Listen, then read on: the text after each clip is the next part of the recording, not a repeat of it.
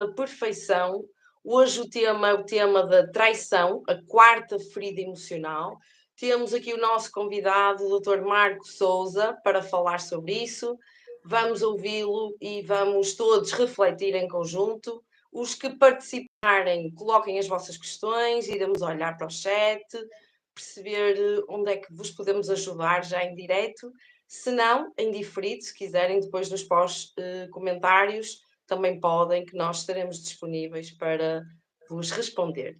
Vamos Claro. então dar início. Boa noite, Marco. Obrigada. Olá. Obrigado. Para mais um episódio. Esta saga das feridas emocionais tem sido muito interessante para nós e para quem nos acompanha. Temos, por acaso, Cada vez mais. tido bons feedbacks. Temos tido bons feedbacks, as pessoas têm assistido, têm ajudado também a refletir e a tomar consciência de vários processos. E é isso que estamos aqui a fazer, essencialmente, ajudar a trazer estas questões ao consciente e a que todos possamos olhar para elas de uma forma mais tranquila, não tanto com tanto julgamento, pelo menos como se faz de uma forma geral na sociedade. Vamos então dar início a isto. Marco, começa então por perguntar-te onde é que esta ferida começa, em que idade, faz o contexto.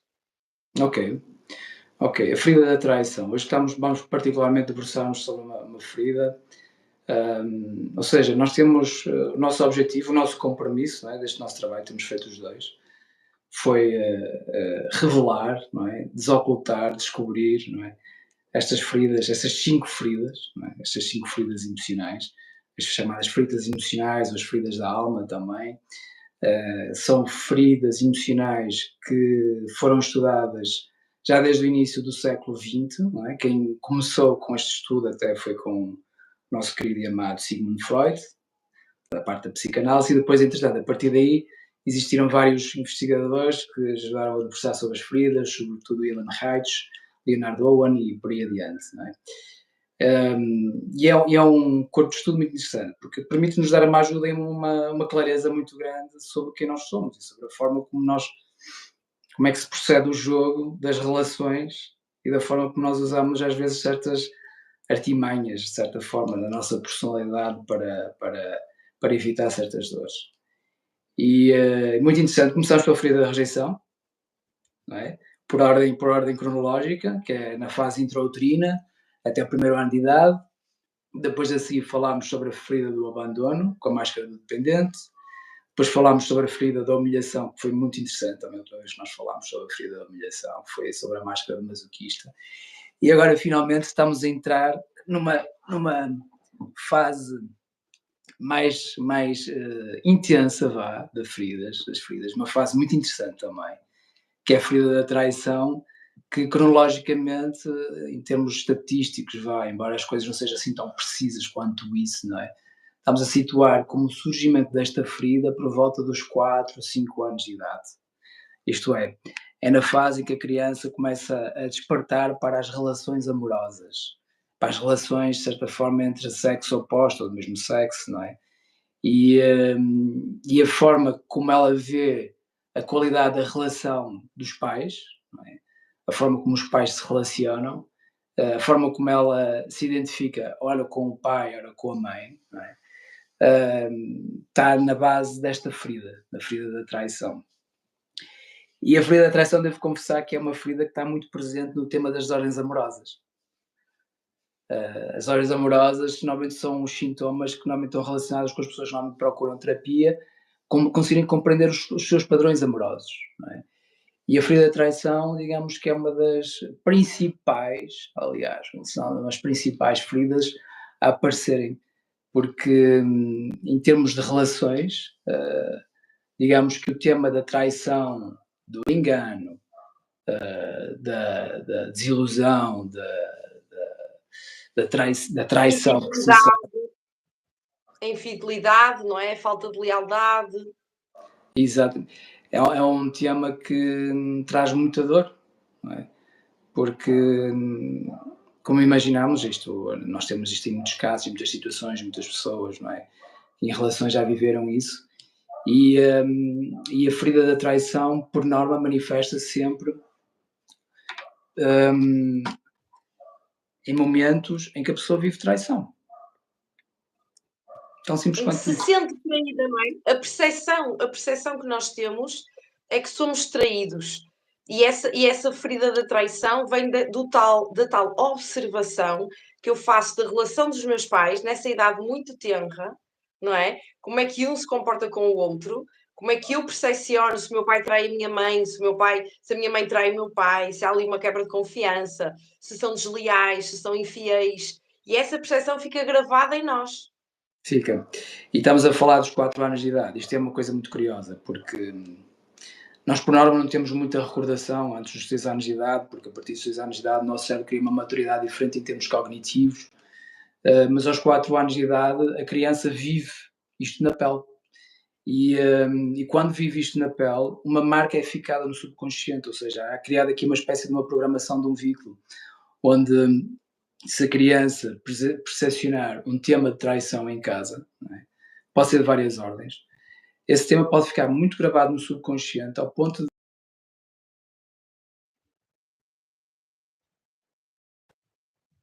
ao ver, digamos, esse ambiente, talvez, esse ambiente emocional em casa, e no final, mesmo que não queira, muitas das vezes acabar por repetir o mesmo padrão. E isto é incrível porque, por norma, nós nunca queremos fazer isto, não é? E normalmente quem tem a ferida da traição tem tendência a colocar-se em relações na qual a traição acaba por ser uma espécie de um padrão comum, não é? Ora, isto é, ora a pessoa é a traição, é a traidora, ora a outra pessoa é a traidora, isso. E aqui acaba por se criar uma espécie de uma afinidade com a situação que se viveu durante a infância. E aqui, claro, temos muitas histórias de traição, muitas coisas para contar, não é? Porque sabemos que isto é um tema muito sensível. Aliás, eu Sim, devo muito confessar, delicado. é um tema muito complicado, porque eu pessoalmente também conheço esta ferida. Eu estava a pensar, Quem não conhece? há muita gente, sim, Quem sim. não conhece? Vamos explicar então como é que, relativamente ao complexo de Édipo e de Eletra, não é? Como é que o menino vê a mãe e a menina vê o pai, como é que esta interação em que nós visualizamos o nosso pai ou a nossa mãe como as nossas pessoas ideais, não é? Como é que isto então dentro de nós se processa para que possamos ou não sentir essa traição? Sim, pode haver uma relação ou não, porque em relação ao complexo de Édipo e ao complexo de Eletra, isto é a teoria que diz que a criança aos 4 anos tem tendência a apaixonar-se, se for o rapaz pela mãe, se for a menina pelo pai, e acaba por ser, digamos, os modelos de referência assim ao longo da vida. Isto é, o menino acaba por escolher mulheres muito parecidas com a mãe, ou se não, o seu oposto, e as meninas acabam por escolher homens muito parecidos com o pai, ou se não, o seu oposto. Isto é na base onde aos 4 anos de idade é quase uma espécie de uma impressão que se cria no subconsciente do nosso cérebro, não é? Que a partir disso vai moldar um bocadinho a forma como nós atraímos e somos atraídos pelas relações. Por mais tóxica que seja a relação, essa referência vai estar sempre lá de fundo a trabalhar. E por vezes, não é? Ouvimos muitas vezes nas relações, por exemplo, a mulher a dizer: o meu marido faz lembrar o meu pai, a minha mulher faz lembrar a minha mãe, e isto claramente digamos, é um efeito, não é, natural deste vínculo que acontece normalmente nesta fase, dos 4, 5 anos de idade, que por norma também está muitas vezes relacionada à ferida da traição. E há aqui uma coisa que eu quero explicar também, Márcia, que em relação à ferida da traição. É que por vezes os casais, quando são mais jovens, não é? Quando são pais, por vezes pode haver traição, não é? E a traição é completamente explícita, ou seja, nós perguntamos, ok, eu vivo um padrão de traição na minha vida, e temos que explicar melhor como é que funciona este padrão. Eu vivo um padrão de traição na minha vida, mas os meus pais não se separaram. Os meus pais, eu não conheço história de traição entre os meus pais. O meu pai foi sempre fiel à minha mãe, a minha mãe foi fiel à minha mãe. É impossível existir esta ferida de traição. E por vezes essa traição pode acontecer de uma forma muito, muito, muito subtil. Ou seja, não implica obrigatoriamente que tenha existido uma infidelidade, ou seja, por parte dos progenitores, do pai ou da mãe, mas por vezes pode existir uma separação emocional. Isto é, imaginamos que acontece um contexto qualquer em que o casal, de certa forma, perde o interesse um pelo outro, e a criança tem mais ou menos essa idade, e os pais já não sentem a mesma paixão, é uma espécie de um abandono do amor, mas por obrigação, os pais são obrigados a manter a relação por várias razões, não é? Uma questão social, uma questão de aparência, uma questão de utilidade, uma questão financeira. E dentro da criança, ela sente que os pais vivem uma traição, uma espécie de uma ilusão, de uma fantasia. Isto é, embora estando juntos, no seu íntimo, quer o pai, quer a mãe estão a trair-se eles próprios. Ou seja, mantendo uma relação fictícia, fachada, simplesmente em nome de algo qualquer que não está resolvido. E muitas vezes até dizem assim: nós estamos juntos por causa dos nossos filhos. Não. Normalmente isso é uma desculpa que normalmente os pais usam, basicamente, simplesmente por não, de certa forma, optarem por discutir este tema, que às vezes é um tema muito delicado, não é? Porque quando se está com um filho de 4, 3 anos de idade e deixa de existir amor na relação, implica obrigatoriamente uma ação, implica obrigatoriamente tomar medidas duras e difíceis, haver separação de casa e tudo mais.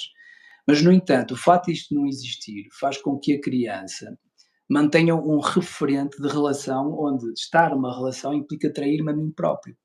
E por vezes acontece a criança, no fundo, ter uma dificuldade em comprometer-se nas relações. Daí a tal questão de compromisso que falámos antes da live, não é? Porque imagina tu, não é? Isto é muito fácil de compreender, não é? Um jovem adulto, por vezes ou duas uma, ou estão sempre em relações constantes com medo de compromisso, porque o compromisso implica a ativação desta ferida, ou simplesmente não se envolve em qualquer compromisso e simplesmente mantém uma vida de solteria ou baseada na superficialidade sexual, de modo com que esta ferida não seja tocada. Então, ao fim e ao cabo, às vezes as desordens amorosas acabam por ser um sintoma de uma ferida não resolvida, não só na própria criança, no próprio jovem adulto ou no adulto, mas sim na família. Ou seja, a ferida de traição acaba não ser só vivida pela criança, mas é algo que ela absorve do sistema também. E por O vezes sistema me perdeu. e por vezes acontece, em certos casos também já vi isto a acontecer.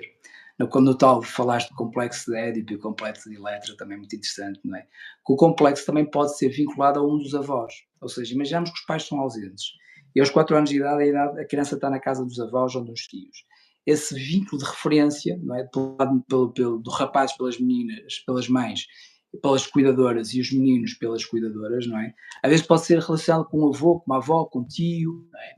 E por vezes essa ferida de traição pode não vir diretamente dos pais, mas pode vir também dos avós. Por exemplo, imaginamos que o rapaz tem uma fidelidade muito grande ao avô. E o avô era um chamado um putanheiro, não é? É aquela que se usa na gíria, não é?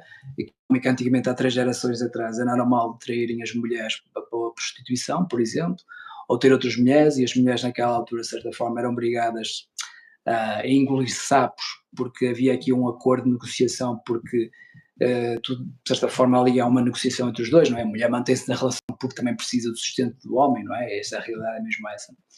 Essa ferida poderá vir, às vezes, de referências transgeracionais.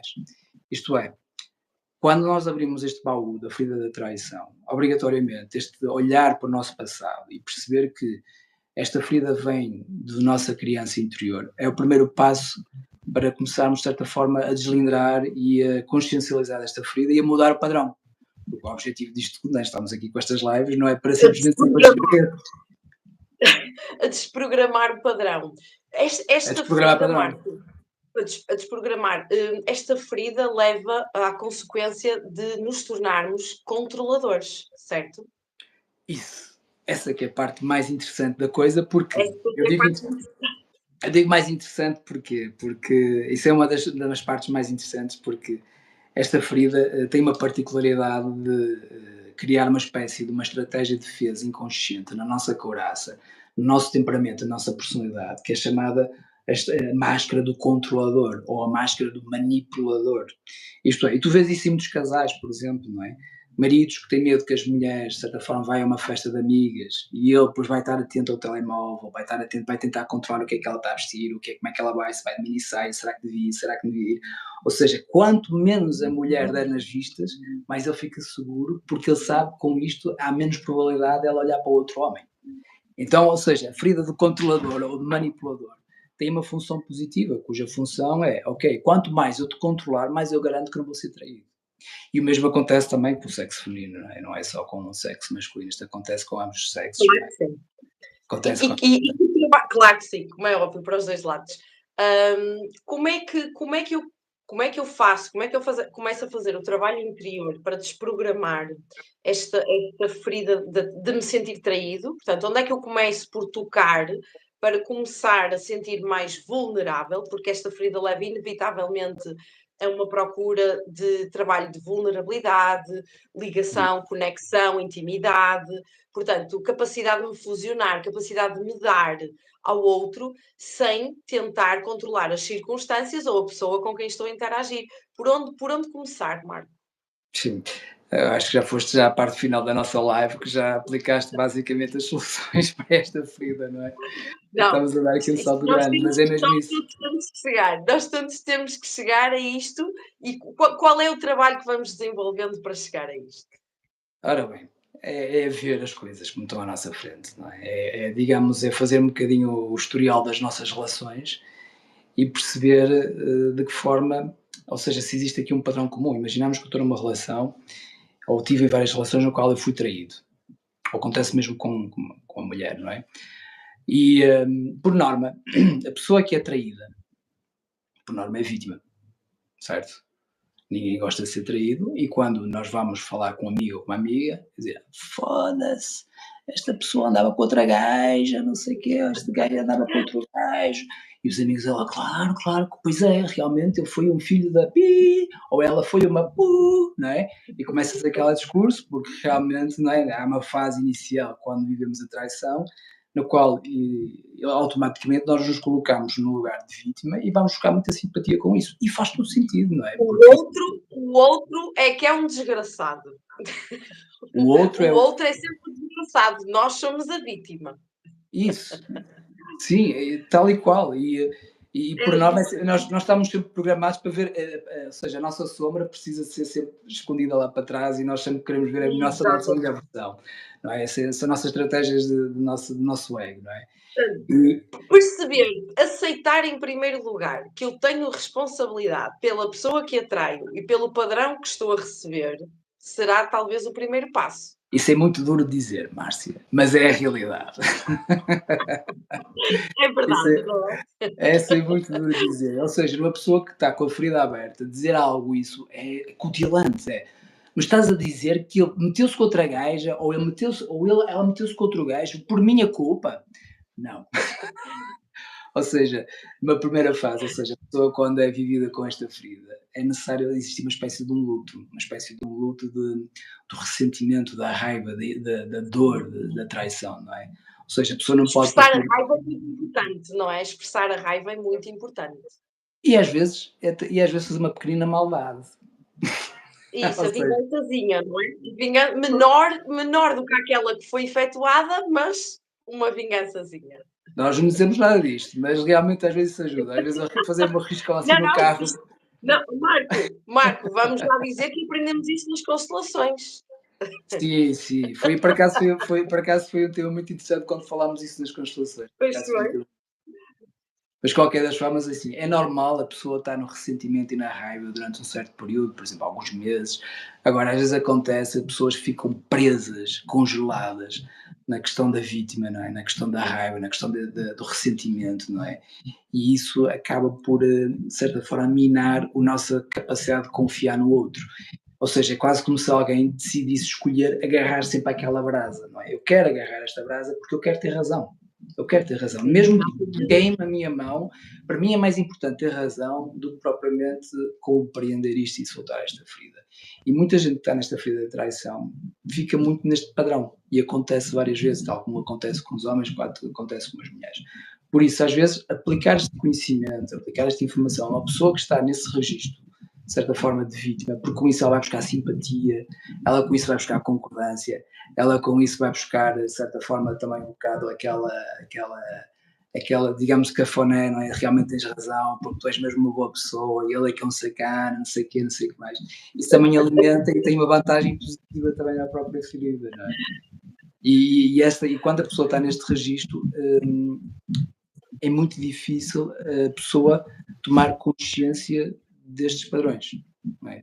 Por isso a primeira fase é fazer um luto, ou seja, há uma luzinha vai ter que se acender na alminha daquela pessoa. Ou seja, há algum momento em que a pessoa diz assim, ok, vou precisar de ajuda porque esta ferida já me está a queimar a mão e eu já não aguento mais estar a pensar nisto, é uma obsessão, eu pensar sempre naquela pessoa, o passado já foi, ela já saiu com outra pessoa e ainda estou aqui. Exatamente. Mas a pessoa fica ser... com medo, a pessoa fica com medo de voltar a relacionar-se, de voltar a abrir-se, de voltar a amar. Claro, imagina o terror e o pânico, não é? Se a pessoa está tão agarrada àquela história, imagina o pânico dela abrir novamente o coração e aumentar mais ainda essa dor. É impossível a pessoa ir para uma relação. E ainda bem que ela não vai para uma relação. Se ela for para uma relação, muito possivelmente ela vai viver uma relação de interesse ou de fantasia, não é? Porque ao fim e ao cabo nunca vai trazer essa vantagem, não é? É por isso que quando falamos na ferida da traição, falamos de um tema muito polémico, porque por norma nós temos tendência a dar mais espaço às vítimas e ao agressor simplesmente não compreendemos o agressor. E acontece muitas vezes. E aqui a primeira pergunta que a vítima terá que fazer é: em que momento da relação eu traí-me a mim própria? É isso. Ou seja, às vezes a pessoa está a ver o padrão à frente dos olhos dela, a pessoa sente que a pessoa está a meter conversa com um, a meter conversa com outro, a fazer um olhinho ali, a pessoa sente, sabe? E há um momento que ela escolhe trair-se ela própria para não confrontar com essa dura realidade. É isso mesmo. Então aí nessa pequena traição que se vai desenvolvendo depois todo o esquema em si. Então a primeira pergunta é dizer assim, realmente eu percebia naquele momento, eu sentia que algo ia errado, então por que não agiste naquela altura? A resposta, a pessoa nunca vai conseguir responder a isso. Porque a lógica é por medo, que eu não queria perder aquela pessoa. Eu simplesmente pensei... Aliás, eu primeiro não queria confrontar-me na minha própria ferida. Exatamente. Eu não queria fazer aquele confronto com a minha própria ferida, que eu estava a ver que aquilo já ia tocar lá. Portanto, Exato. eu finjo não ver. E, é mais seguro. É mais seguro. Mas o caminho é por aí. O caminho é ver as chamadas red flags e dizer, e olhar com a realidade, fazer o reality check do que realmente está a acontecer e perceber, não, isto assim não vai correr bem. Isto assim não vai correr bem. E entrar em processo reflexivo. Logo. E se possível, fazer terapia. Se possível fazer terapia, sim, ajuda bastante. E falar com a própria pessoa, às vezes confrontar, às vezes a pessoa sentir aquela confiança e dizer assim, olha, há algo entre nós que não está certo. Eu sinto que há algo aqui, eu preciso de falar. Agora, por norma os traidores têm tendência a juntarem-se, não é? Deus cria, Deus junta. Ou seja, a vibração de um traidor acaba por buscar a ferida de um traidor, não é? E normalmente a pessoa... um imã. São um imã um para o outro. E acaba por ser dois manipuladores que estão ali no jogo, onde um trai-se a ele próprio, ou trai-se ela própria, e o outro trai a pessoa. Isto aí às vezes acaba por criar ali uma dinâmica de, digamos, de controlador e manipulador, ora com outra pessoa, ora comigo próprio.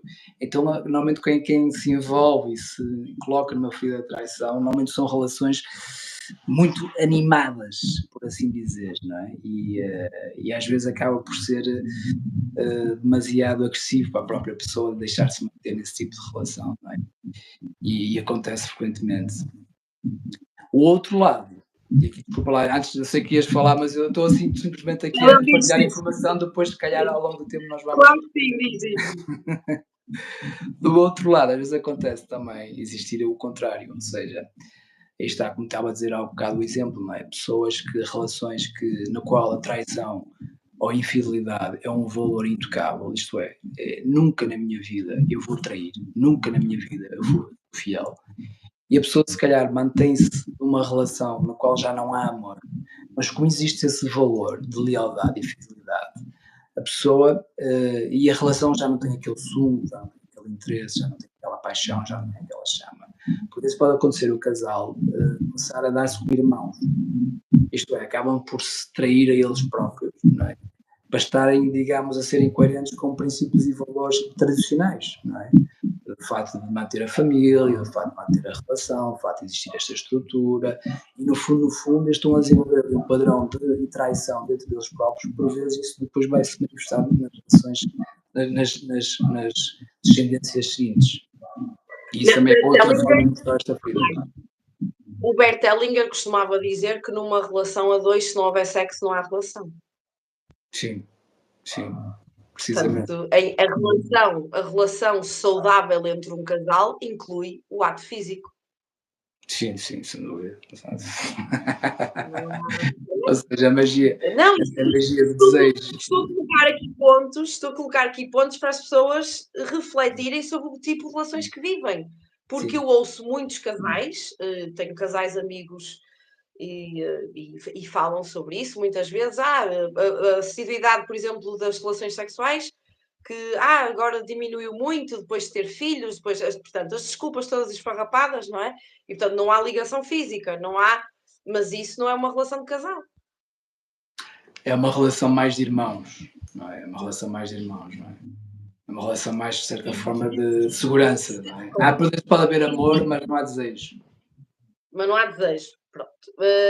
E depois o que é que acontece? Ou as pessoas frustram e bloqueiam os chakras umbilicais, o que leva aqui a uma super conversa sobre falta de criatividade, falta de prazer na vida, ir buscar aos vícios, ir buscar uma série de coisas que isto acarreta para os dois lados, que o chakra bloqueia, não é?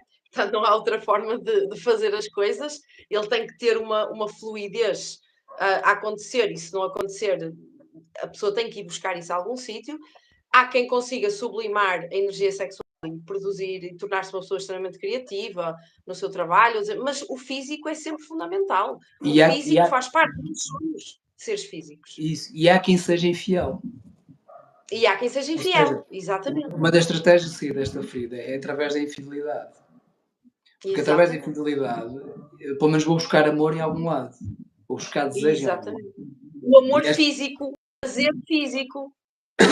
Prazer físico, pode ser prazer emocional, não é? É por vezes é por isso que há muitas relações abertas na qual esta questão da infidelidade das relações abertas é permitido, não é? Que é uma forma de manter, de certa forma, chama aberta, não é? Digamos, a energia sexual disponível. Não é? Muito bem. Então, temos a vítima, então, assume que não é vítima nenhuma e que começa a fazer o seu trabalho e a ganhar responsabilidade por aquilo, pela relação onde se colocou. Okay. Isso vai impreterivelmente trazer um empoderamento, não é? À pessoa. A pessoa começa a ganhar responsabilidade sobre as suas próprias decisões, sobre as pessoas que atrai, a sua própria frequência começa a ficar mais estável, mais amorosa, mais respeitadora para si mesma, com mais autoestima, com mais valorização pessoal, e eventualmente começamos a atrair parceiros mais saudáveis também. Quando isso não acontece, estabelecemos aqui uma relação de manipulação e de controle que acaba por ficar tóxica, não é? Entre as pessoas, e não há ali grande coisa a fazer, a não ser uma deterioração com o tempo. Portanto, a seguir à aceitação de que não sou vítima e que tenho que assumir a minha responsabilidade na relação, o que é que tu dirias que seria o próximo passo? Ok. E também podemos olhar um bocadinho, se não te importares também, fazendo aqui só um parênteses para responder à tua pergunta, não é? Podemos também olhar ao lado do agressor. Às vezes acontece, agressor, não é? O traidor, não é? O enganador, o filho da mãe, ou a mafiosa, ou a bitch, não é? Ou, digamos, o que é que seja, esse rótulo todo, ou seja... A desgraçada e o desgraçado. para não dizer outros nomes, não é? Mas às vezes acontece também a pessoa que está desse lado procurar ajuda. E por vezes a pessoa procura ajuda porque ela sente que isso é irresistível nela, ou seja, o meu padrão de traição é irresistível. E por vezes a pessoa, quando procura ajuda, ela já vai movida com um sentimento de culpa. Isto é, ok, eu estou cansado de trair as pessoas, estou cansado de ser o traidor, a traidora. Eu quero agora mudar isto. E numa primeira fase, a pessoa que está nesse lugar, ela obrigatoriamente terá que sentir culpa. A culpa é uma forma dela começar a entrar dentro dela própria. Porque é a culpa que dirige a falta de atenção. Em vez de estar a focar no exterior, ela começa a focar em ela própria e perceber, ok, talvez exista uma responsabilidade entre mim pelo fato de eu fazer mal às pessoas e eu escolho fazer isso. Não é? É uma escolha também, Marco. É uma escolha. E a pessoa. Isso. E normalmente em consulta, por norma, as pessoas quando chegam a esse lado estão sempre num lugar de manipulação. Isto é, elas querem sempre sentir-se menos mal, não é? E que alguém lhes dê razão e diz assim, não, realmente não tiveste culpa porque aconteceu e tudo mais, mas não, aconteceu, fizeste a asneira realmente, não é? E realmente aquilo que está a sentir realmente é válido e está tudo certo, não é? E não é que isso torna um ser humano inferior ou menos mal, realmente. Talvez houve aqui um padrão no qual tu não tomaste consciência e desrespeitaste e traíste a ti próprio, porque ao fim e ao cabo, quando nós estamos a trair outra pessoa, também estamos a trair nós próprios, não é? Porque estamos a causar dano a outra pessoa. E quando causamos dano a outra pessoa, também causamos a nós próprios. Então, às vezes, há aqui as duas situações, não é? No caso da vítima, só respondendo à tua pergunta, não é? No caso da vítima, e a pessoa começa a tomar consciência realmente que é movida por um padrão, o primeiro passo é perceber porque é que é importante para ela trair-se ela própria. Ou seja, porque é que é importante para ela não criar compromissos.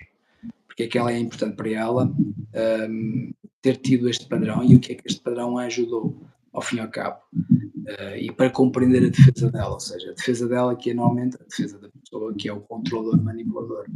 Compreender que o controlador e o manipulador desde sempre esteve à frente do cenário, não é? Perceber que esta defesa foi uma defesa necessária para me proteger de uma ferida de traição, que é uma ferida que quando a pessoa se permite baixar um bocado as guardas, as defesas, sobretudo dessa estratégia de manipulador e controlador, quando nós nos permitimos de uma forma segura, com o acompanhamento certo, sem julgamento, ir até, digamos, ao outro lado da nossa defesa e ao outro lado da nossa máscara, nós vamos encontrar uma dor deliciante. Porque quando nós vivemos na nossa infância a questão da traição, a ferida é quase como um coração rompido. A pessoa sente uma espécie de coração rompido. E essa dor é uma dor lacinante. Ou seja, quando há traição, a pessoa sente uma espécie de uma sensação de perda total do controle, no qual sinto que o meu coração foi rasgado. E na criança eu vivi essa dor de divisão, porque eu vi os meus pais nessa constante traição e eu, infeliz de mim, porque todas as crianças querem ver os pais amarem-se, não é? Querem ver os pais felizes. O meu coração foi completamente rompido por não haver amor aqui nesta casa. E isto criou um luto em relação aos pais, em relação à relação, em relação ao passado. Um luto que é necessário ser feito com os pais, ou com o pai, ou com a mãe, e que normalmente ao fazer esse luto, a criança, ao fim e ao cabo, acaba por ir para um lugar de abandono. Porque ela sente no fundo, que ela própria, esse amor foi abandonado lá em casa. Daí a relação da ferida da traição. A ferida do abandono e da traição. Faz muito sentido. Muito sentido. Porque no fundo, sim, mas é realmente a dificuldade e porque é que nós não o fazemos, porque é que a maior parte de nós não o faz, porque realmente vai doer, vai haver dor no processo. E temos que estar disponíveis para vivenciar essa dor como parte da cura, como parte de um caminho para chegar a outro lugar mais harmonioso, mais seguro, mais estável, mais alegre, recuperar a alegria, recuperar o amor, recuperar o respeito por mim, a admiração. Tudo parte daí, não é, Marco? Sim, totalmente. Este é um processo que por vezes pode demorar algum tempo, não é? Nós vivemos há um padrão, não é? Não é de um dia para o outro que este padrão de certa forma é modificado, porque fica uma espécie de engrama no nosso cérebro marcado, ou seja, mesmo apesar de eu tomar consciência que passei por esta ferida, por vezes sou manipulador, ou sou uma manipuladora, não é? Este padrão está ali agarrado nas nossas células e na nossa couraça e acabamos por, às vezes, por nos colocar, mesmo sem querer, neste tipo de padrões, não é? E numa fase inicial vai haver, se calhar, uma necessidade da pessoa estar sozinha durante algum tempo, antes de mudar este padrão. Ou seja, é uma fase em que a pessoa terá que entrar em contacto com essa solidão, com esse abandono, para poder perceber que não morre por causa disso, que é possível tolerar às vezes a sensação de solidão e abandono e que ao mesmo tempo, com a ajuda certa, não é? Num acompanhamento, digamos com a estrutura certa, a pessoa consegue depois erguer-se e criar uma espécie de um novo padrão de relações. Isto às vezes acontece e que requer algum tempo para não cair outra vez na mesma, digamos, na mesma repetição do padrão. Eu queria aqui introduzir a parte astrológica, que é muito interessante, e nós conseguimos identificar isto muito bem no mapa astrológico. Pessoas que têm energia forte em Escorpião têm tendência para ter esta ferida. Quem tem o Sol ou a Lua em Escorpião não está a ouvir, portanto, já é um indicador direto, por isso é que a astrologia, sendo a assinatura energética de cada um, leva a um autoconhecimento profundo sobre nós mesmos, exatamente, e portanto, quem tem este tipo de padrão já no mapa natal, tendencialmente terá vindo com o propósito de viver esta ferida e aprender a desprogramar ao longo da vida para conseguir ter relacionamentos mais saudáveis, sendo que o primeiro é sempre consigo mesmo, como é óbvio, portanto, essa desprogramação terá de ter um tempo de solitude, como tu dizes, em que a pessoa aprende a estar sozinha sem se sentir abandonada, aprende a valorizar-se a ela mesma e não estar dependente das vozes alheias para sentir amor, para sentir carinho, para sentir admiração. Portanto, precisa de aprender a criar uma estrutura interna harmoniosa, o yin e o yang dentro dela, para que possa, a partir daí, viver então relações mais harmoniosas. Nós temos que perceber essencialmente que atrair o que queremos. E quando cai essa ilusão, quando cai esse véu, acho que é a primeira vez que nós conseguimos perceber finalmente que isto está dentro de mim. Eu não posso passar a vida a culpar os outros daquilo que me acontece. Precisamente. E a primeira fase é confrontar-nos com a sombra. Isto é, a única forma de nós sairmos deste padrão é perceber que existe um manipulador, filho da mãe, uma manipuladora, filha da mãe, que manipula, que é manipulador, que manipula as relações, que quer controlar, que quer ter razão, quer ter poder sobre outra pessoa, que às vezes até entra numa fase mais paranoica, porque começo a pensar que tudo e mais alguma coisa, ela pode estar a enganar-me, ela vai me trair, ou vai-me enganar, vai-me trair, ele está a olhar para aquela gaja, e ela está a olhar para aquele gajo, não é? E às vezes até quando se está nessa sombra, cria-se uma espécie de um aspecto paranoide também, na consciência da pessoa. E essa é a sombra. E enquanto a pessoa não se confrontar com essa sombra e perceber que essa pessoa manipuladora, controladora, és tu, e estás com essa sombra dentro de ti, e é importante, por mais que tu custe perceber que ela tem-te dominado, só exatamente a partir daí é que a pessoa está preparada para fazer a jornada. Porque enquanto a pessoa não vir realmente a sua própria máscara, ela não consegue perceber que essa máscara teve sempre no domínio, teve sempre no controle. E então esta primeira fase acaba por ser uma fase asquerosa. Isto é, quando eu uso a palavra asquerosa, não falta muita palavra. Porque quando alguém está na ferida de traição, ela vai entrar, digamos, com uma parte que ela não quer ver dentro dela, porque todos nós temos essa fase sombria, temos esse lado sombrio. Né? E o lado sombrio da ferida da traição é um lado um bocado, às vezes, manipulador, controlador, às vezes um bocado também nesse sentido, não é? Escabroso, não é? Mesmo colocar, por exemplo, colocar chips no telemóvel para saber quando a pessoa vai, controladores no carro, hackear o telemóvel dos outros, hackear o telemóvel dos outros, ou seja, controlar as redes sociais. Isso, completamente, por exemplo. Portanto, isso são comportamentos controladores que indicam que a pessoa tem uma ferida de traição para resolver e que acha que que cuida, que põe um penso rápido na ferida, controlando os outros. Precisamente, porque isso é a única forma de não sentir a dor. Isso é a única forma de não sentir a dor, quer da divisão, da desilusão, do luto dos pais ideais, não é? Do luto da infância, quer do abandono, porque são extremamente dolorosas. E Marco, não sei se isto estará correto, diz-me. Quando eu idealizo os meus pais, terei tendência também a idealizar uma parceira e, portanto, a colocá-la num pedestal, a colocá-lo num pedestal. E quando a pessoa que é humana e que tem defeitos como todas as outras erra, o pedestal cai. E aí cria o ressentimento, E aí cria o ressentimento. Com certeza. Com certeza. O primeiro passo, como em todas as feridas e em todos os processos de desenvolvimento pessoal, é olhar para dentro. É perceber onde é que aquilo está dentro de mim, onde é que está aquela ferida, onde é que está aquela dor. E eu tenho que ter a coragem, aqui a palavra coragem é muito importante, eclipse de Carneiro Balança amanhã, estamos a fazer isto num dia que é o eixo das relações, Carneiro Balança, e portanto falar da ferida de traição antes de um eclipse destes, quem nos ouvir terá certamente alguns insights.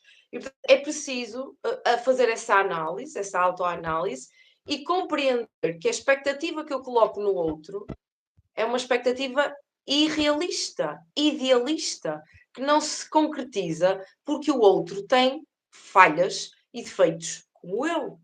E, portanto, se eu não consigo aceitar em mim, como é que eu vou aceitar e não julgar no outro? Isso é o princípio da traição, porque ela vai se trair ela própria, ou ela vai se sentir traída, porque de certa forma, não é? Começa a relação, a paixão, a expectativa, não é? Digamos, o endeusamento da pessoa, não é? E no fundo depois acaba por se trair, ou são outra pessoa a trair, não é? E, digamos, exatamente. E a outra pessoa, a outra pessoa, como não nasceu agora e tem toda uma vida estruturada, não é? Portanto, tem amigos, vai aos jantares, sim. fala com pessoas ao telefone, tem conversas. A outra pessoa também tem que perceber que nós temos uma vida. Nós temos uma vida, a outra pessoa tem uma vida. Mas... Com controlador, não. Com manipulador, não pode haver outra vida. A única vida que tu tens sou eu. Isso. Portanto, ou seja, não podes ir da minha beira, eu tenho que ter poder sobre ti. Esta é a sombra do traidor. A sombra do traidor. Eu tenho que ter poder sobre ti. Marco, tu vestes-te como eu quero, tu vais aos jantares que eu deixo, tu estudas aquilo que eu acho que é melhor para ti e tu dormes à hora que eu acho que é melhor para ti e tu comes aquilo que eu acho que é melhor para ti. Se tu não fizeres e outra pessoa manipula-se ela própria, não é? Fazendo acreditar que esta é a pessoa ideal para ela. Ele é assim porque ele preocupa-se comigo. Ou ela é assim porque ele quer cuidar de mim. Ou ela é assim controladora porque me ama. Ele é controlador porque me ama. E então ela cria no padrão de traição, não é? De traição, e acaba por sempre de ser, digamos, um jogo muito estranho de manipulação. Como é óbvio, o amor, esta é a minha opinião, o amor deve ser vivido em total unidade. A confiança é um valor fundamental em pessoas responsáveis, adultas, maduras. Isso. Certamente pessoas que se gostam não traem, não são infiéis, não são desleais, porque isso faz parte de uma estrutura de caráter de alguém maduro, consciente, e nós estamos numa relação porque queremos, ninguém nos está a obrigar nem a apontar uma arma à cabeça. Portanto, se eu estou numa relação, há alguns princípios comuns que são estabelecidos entre o casal, sempre estabelecidos entre o casal, não é? E que naturalmente passarão a fazer parte do dia a dia dos dois. Portanto, não faz sentido a questão do controle, a não ser numa ferida profunda e que foi gerada lá para trás e não reconhecida e, portanto, não trabalhada. A Xanda diz aqui que tem uma lua em escorpião. Pois, Xandi, percebo-te e, portanto, não é por acaso que estás aqui hoje. Este tema interessa-te certamente. Obrigada por participares. O que estavas a dizer, Marco? Continua. Sim. Esta ferida é uma ferida que alimenta muito o romantismo. Por exemplo, nós podemos ver no cinema, por exemplo, as 50 Tons de Grey, aqueles romances tóxicos, não é? Que fazem muito, às vezes, o prazer de muita gente, não é? Porque ao fim e ao cabo, um manipulador é extremamente sedutor. Alguém que está na máscara de manipulador ou manipuladora são pessoas extremamente sedutoras e, por norma, a pessoa que acaba por cair neste padrão, por norma, apaixona-se por vezes por excelentes Dom Juan ou Casanova ou Cleópatras ou Vênus, não é? Ou seja, aquelas mulheres ou aqueles homens que são muito exímios em ler as emoções das outras pessoas e perceber os pontos fracos. Então têm esta inteligência de manipulação tão apurada que a pessoa consegue perceber quais são as fraquezas da outra pessoa. Por vezes a pessoa que tem esta ferida da manipulação, da traição, acaba por serem também sedutores natos. Por isso, ou seja, temos de perceber que às vezes esta máscara, embora seja sedutora, ela atua muito fortemente nas nossas vidas. Sim. Nós, nesta categoria dos controladores, temos os sociopatas, os psicopatas, os narcisistas, não é? Essa categoria que a psicologia fala por causa destes traços tão marcantes de manipulação e controle que levam arruinam às vezes a vida de algumas pessoas, e porque o controle é tanto, imagina a perseguição, depois há pessoas que, para além do tal controle nas redes sociais, perseguem as pessoas, não é? Até suas cartas, ameaças, pode chegar mesmo até à morte. Sim, precisamente. Portanto, não é? Em casos extremos. Todos os extremos da máscara, se desenvolvermos por escalas, não é? Digamos que a psicopatia, não é? Os psicopatas, pessoas que de certa forma estão mais nesta categoria.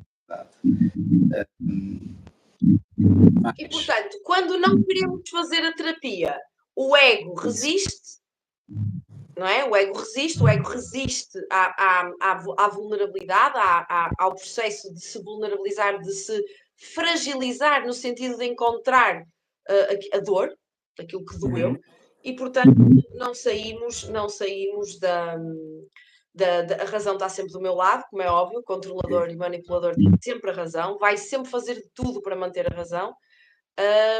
E portanto aí não há forma de estabelecer-se relação se a outra pessoa perceber e se estiver a fazer um trabalho de harmonia e saudável dentro dela própria e de ser mais respeitar. É isso, o objetivo ao cabo da cura é de toda uma forma segura aceder à criança interior.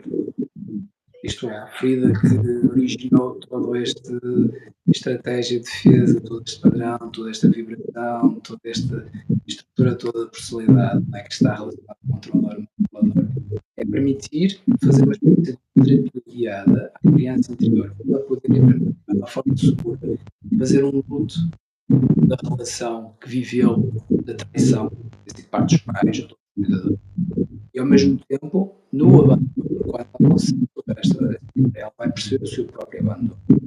E nessa fase ela consegue trabalhar e ter aquela e permitir-se ter essa vida para depois ela começar a sentir a confiança de viver, a confiança de uma relação, a confiança de que eu posso abrir o meu corpo traído.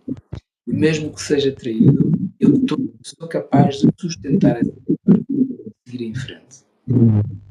Isto é. A confiança na vida, Marco. Eu tenho que aprender a confiar na vida, não nas pessoas, não é? De uma forma. A vida no sentido de.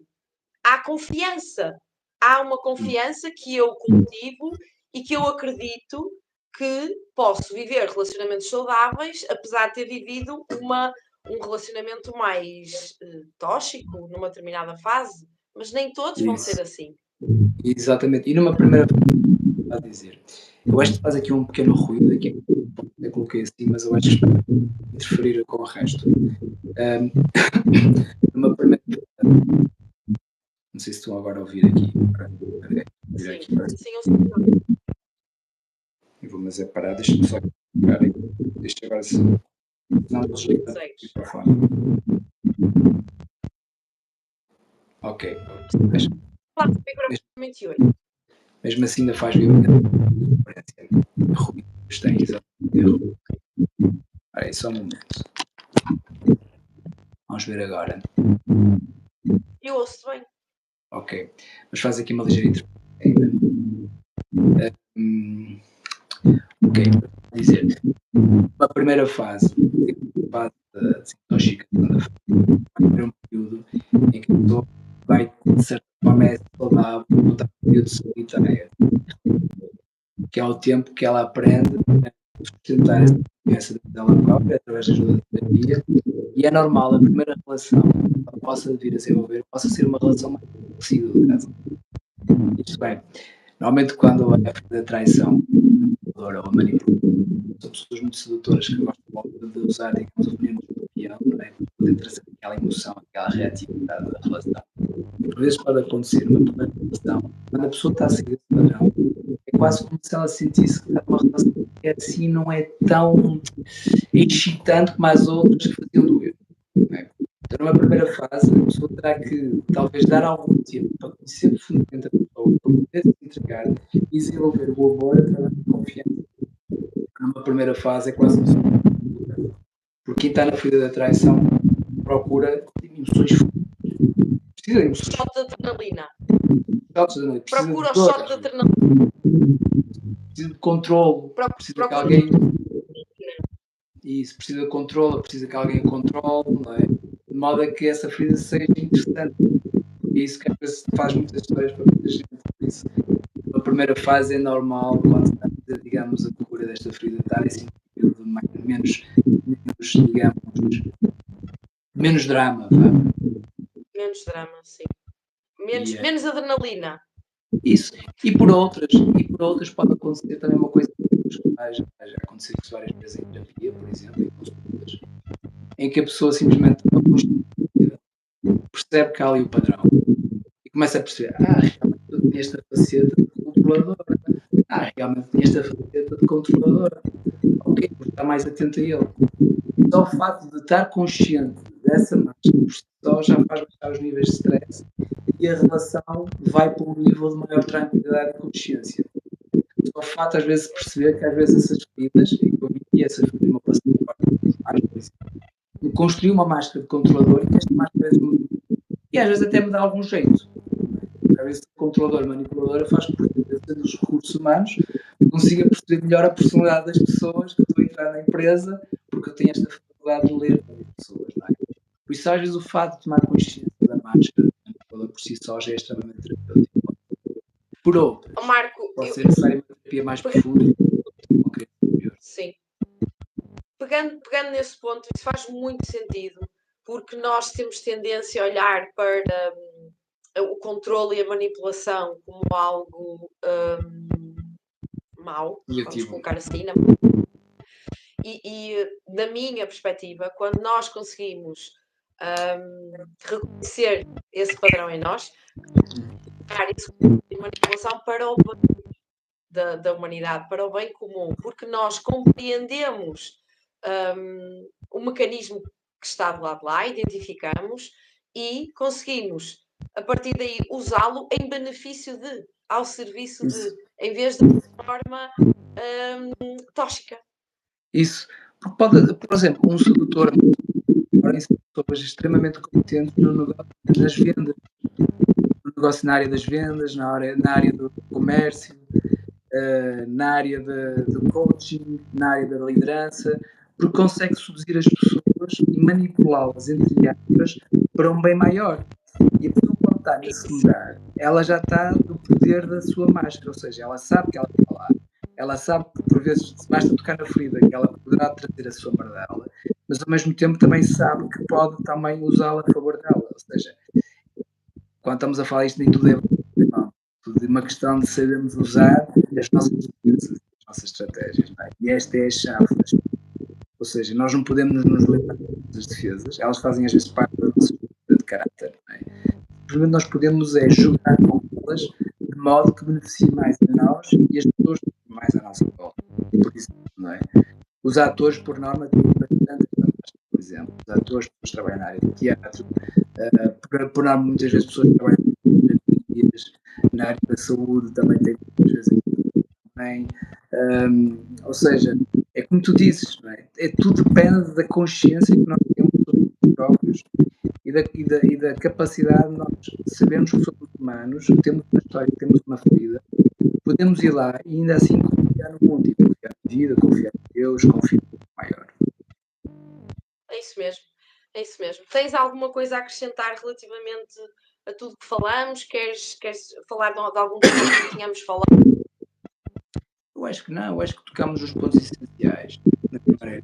Se calhar, talvez até podemos perguntar às pessoas que estão a assistir a live se eventualmente há alguma pergunta. Se tiverem alguma pergunta para fazer aqui em direto, estamos disponíveis para vos responder, para vos ajudar. Falem connosco, faz-vos sentido o que estamos a dizer, tiveram insights, escrevam no chat e estamos disponíveis para vos ouvir. Este é um tema interessantíssimo, por cima, antes de um eclipse de Carneiro Balança, o eixo das relações, e isto é um tema claramente que alguns casais, ou que muitos casais vivem, e que podem, a partir também deste episódio do podcast, refletir um pouco mais e fazer o seu próprio processo, tornando os relacionamentos cada vez mais harmoniosos, honestos.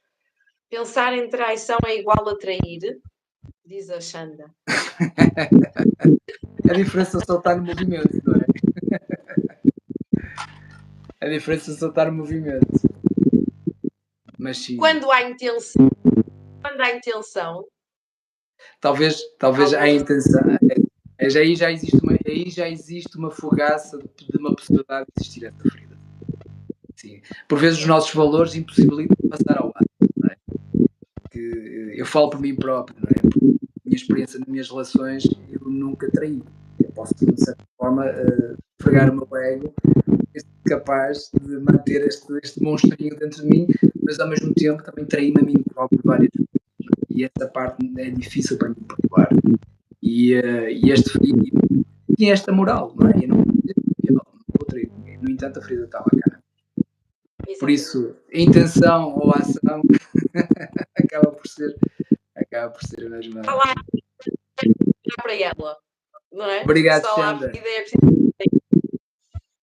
Xanda, muito obrigada, Xanda, pela pergunta.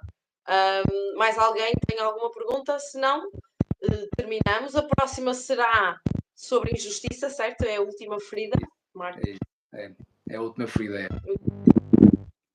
Vamos pensar na data para trazer aqui para os nossos ouvintes. Foi um gosto, estamos a ficar cada vez melhores nisto, Marco. Eu acho que isto é o início de uma bela parceria profissional.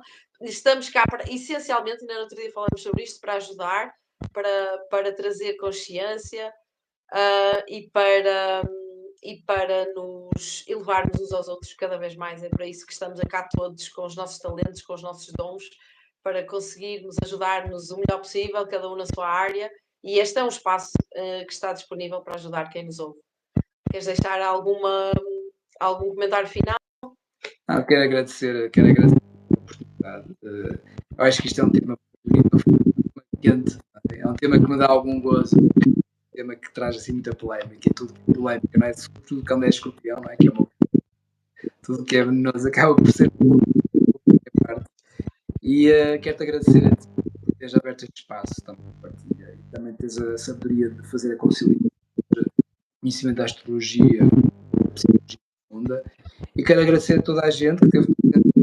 Quero agradecer à Xanda, que é uma nova amiga que encontrei, sim, faz constelação também com cavalos. Acho que já devia isso. E quero agradecer também à Andreia e a toda a gente que esteve aqui a assistir, agora ou indiferido, e é exatamente a mesma coisa. Alguma questão, alguma pergunta, estou a colocar pelo chat, minha página, Verdade do Amor. Isto em princípio ficará disponível já amanhã para toda a gente. Okay. Muito obrigado a todos, foi um gosto.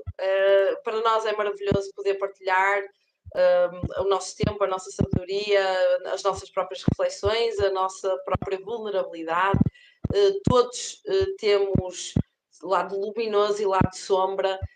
Não há vergonha nem culpa nenhuma nisso, faz parte do ser humano. Sentir é bom, abrir o coração é o caminho e, portanto, continuemos nesta caminhada e nesta jornada por muitos e bons anos, se Deus quiser. Obrigado. Obrigada, Marco. Bom fim de semana. Um beijinho. Tchau, um abraço.